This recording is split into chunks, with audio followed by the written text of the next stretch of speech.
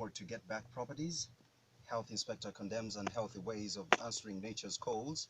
More millions released for youth livelihoods. Soyuz docks at International Space Station. Good afternoon. It's 1 minute past 1 p.m. and this is 89.9 Spice FM. I'm Emmanuel Nyabongo Alinda. Here's more from this bulletin. Bunyoro Tara Kingdom has renewed calls to the central government to speed up the return of all kingdom properties. Lukumo Norman, the kingdom premier, says that a 5-year development plan has been drafted and passed by the kingdom cabinet. They intend to put more pressure on the central government to restore most of the kingdom's assets and properties which aren't yet secured. He adds that in order to lift people out of poverty, such assets and properties like land, forests and structures, among others, will be used by the kingdom to generate income. Lukumu, however, expresses concern over encroachment on these properties. Ronald Kato Isagara, the Kingdom Information Minister, says that they are going to meet all local governments in the region, especially those on kingdom land, then agree on the modalities of using such facilities. Grace Kojo, the Kingdom Finance Minister, says that accountability issues have been streamlined and asked the Kingdom's subjects to support these programs. However, some ministers wonder why government is slow to return the Kingdom's assets, yet majority in Bunyoro support the ruling government. Police in Hoima are hunting for an unidentified assailant who last night raided a number of people in Hoima municipality and killed one person during the attack. The deceased has been identified as William Bategana, a guard of Hoima Nursery Teachers Training Center and a resident of Buhiga Village, Kikarongo Ward in Bujumbura Division, Hoima municipality. A story is told that they grabbed the deceased as he attempted to foil the mission, tied him and hacked him several times. According to sources, these thugs attacked schools located in Chiganda Cell around midnight and hacked the guard to death. After the murder, the thugs fled the area without taking anything. In yet another related incident, thugs attacked one Jamira, a resident of Bujumbura, beat and robbed her of 50,000 shillings. She'd just arrived home from Kampala with her husband at 1 a.m. Because of the risk of exposure to diseases like cholera, the health inspector in charge of Buyaga Kivale district, Peter Situma, has ordered for the arrest of people who defecate and urinate on verandas at the Kagadi Hospital maternity ward.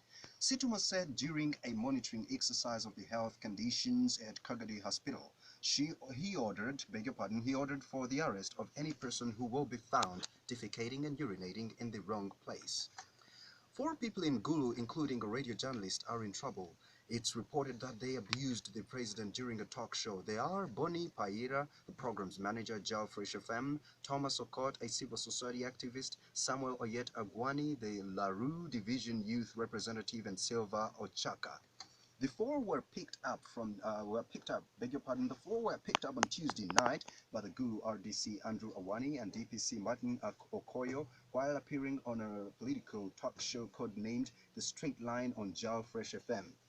They were debating street politics, which involves activism as opposed to office politics that involves diplomacy. Wilson Kwanya, the Aswa Region Police Commander, says that he received information from the Gulu DPC Martin Okoyo that the radio panelists were abusing the president. Kwanya says their preliminary findings confirm the allegation. According to Kwanya, although they still don't have recordings of the talk show, they decided to pick up the panelists because their utterances were damaging the reputation of the president. Kwanya says that Samuel Oyet Agwani, the Larue Division Youth Representative, and Silva Ochaka were released at around 4:40 p.m. after interrogations. He says they are still holding Boni Paira, the talk show host, and Thomas Okot, who's reported to have used abusive language against the president. According to Kwanya, they've already submitted the file of the duo to the resident state attorney for advice and possible prosecution.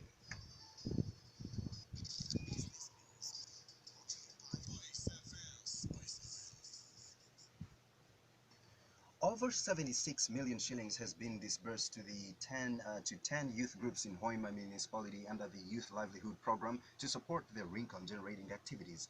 out of the 10 beneficiary groups, 4 groups from Mparo Division received over 30,600,000 shillings, 3 from Bujumbura received over 24,300,000 shillings, and 3 from Businsi Division received 22,300,000 shillings. Mary Grace Mugasa, the municipal mayor, has advised the beneficiary groups not to divert the funds but rather use them to support the income-generating activities which they submitted. Mrs. Mugasa says that the three groups from Kahora Division have been approved and they are yet to receive their funding totaling to 18,900,000 shillings. As a strategy to reduce unemployment in the country, government in the financial year 2013-2014 established the Youth Livelihood Program in order to equip the youth in the age bracket of 18 to 30 years with skills and startup capital.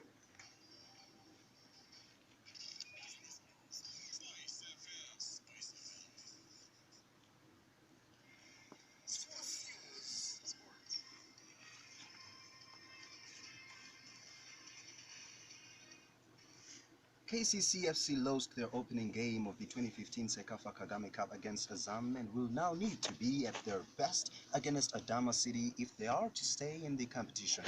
Against Azam on Sunday, the KCCFC technical staff preferred a 4-5-1 system that at times culminated into a 4-4-2 when they attacked but fielded just one out and out striker in Derek Nsibambi. Well, onto the foreign scene.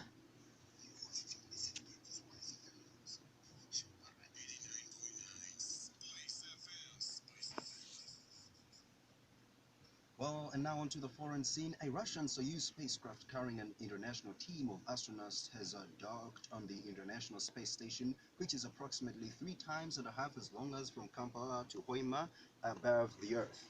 The 6-hour flight blasted off from the Baikonur Cosmodrome in Kazakhstan. It had been delayed for 2 months by the failure of an unmanned cargo rocket.